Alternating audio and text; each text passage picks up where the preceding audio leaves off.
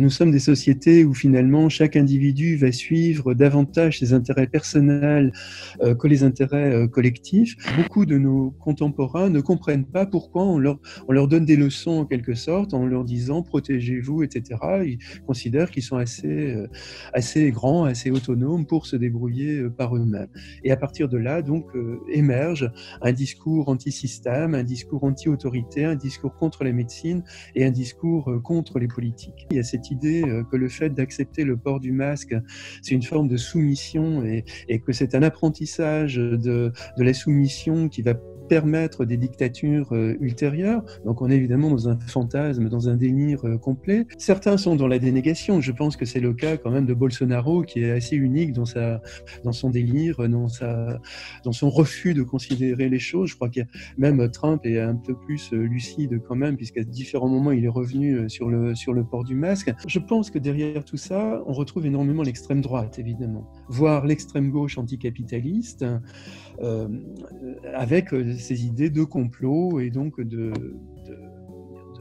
manipulation des populations pour s'emparer de leur déconscience. Ces idées du complotisme, il y a quand même énormément de ressentiment. Il y a une volonté de ne plus, de refuser de jouer le jeu de la démocratie. Nous vivons en effet une crise sévère du lien social avec une accentuation de l'individu, avec l'émergence d'un individualisme très radical aujourd'hui. Les réseaux sociaux sont des espèces de catalyseurs, des révélateurs chimiques de toutes ces tendances qu'on peut avoir en soi, mais qu'on est capable de réfréner quand on est devant des voisins, quand on est devant des collègues, parce qu'à ce moment-là, on a davantage finalement de prise en compte des arguments de l'autre. Et donc ça favorise énormément tout ce travail de fantasmatisation, ce travail de simplification également du lien social. Les débats deviennent de plus en plus des rapports de force.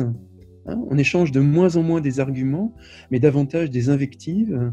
Et les réseaux sociaux sont tout à fait révélateurs en la matière. C'est-à-dire finalement, les réseaux sociaux égalisent absolument tous les savoirs. C'est-à-dire, quand vous êtes sur Google, il n'y a aucune hiérarchie des savoirs. Vous avez le savoir des sectes ou des personnes complètement délirantes qui est au même niveau que, je sais pas, l'interview d'un prix Nobel de physique ou de chimie, etc. Tout est sur le même plan. Ça, c'est aussi typique de l'individualisme contemporain. C'est le refus de toute forme d'autorité, l'idée que je suis assez autonome pour savoir par moi-même. Je ne veux pas croire que la Terre est ronde, parce que de toute façon, quand je regarde le ciel autour de moi ou que je vois ma rue, je la vois pas, je vois pas ma rue s'arrondir, etc. Donc, je ne veux croire que ce que je vois.